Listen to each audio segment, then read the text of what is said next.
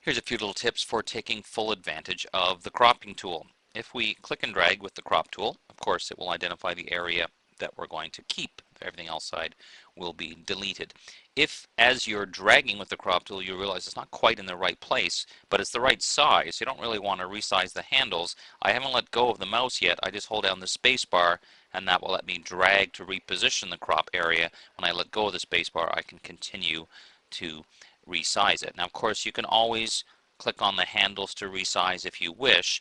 But one of the things that you may encounter is if you're really close to the edges of a document like here, if I want to drag this down and get really close to the edge but not to the edge, sometimes what will happen, I'll just turn it on. I've already turned it off, but I'll turn it on to show you what often happens. For many people, this command called snap to document bounds is turned on. So here's what would happen. If I try to get fairly close to the edge, all of a sudden, see, it just jumps, it just snaps right to the edge. So if you're having that problem, then what you need to do is basically go and turn that off.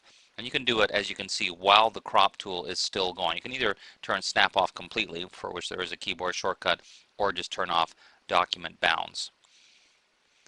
As I'm cropping, you'll see in the options bar that there is a shield showing the dark area on the outside is by default black, 75%. Of course, you could change that.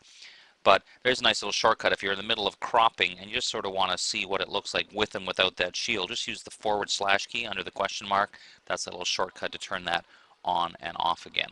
And finally, in a case like this one, when you look at the image, you'll see that it's not quite straight the way the angle of the camera was taken. I like to kind of straighten this out as I'm cropping it. So I'm still going to crop it, but as I move outside the crop area, I get the rotation tool, and I'm going to rotate the crop so it kind of follows the edge of that fence, which really probably should be what's straight in this image. And then when I hit enter, it will crop it and straighten it for me in one shot. So there you go, just a few little tips about using the crop tool.